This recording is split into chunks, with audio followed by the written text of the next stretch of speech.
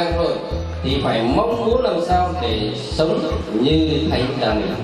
Bây giờ thì ta pun mang pembelian dari dua mana pun di tu pula kalau kena pak pun pelayan mengpo tak này.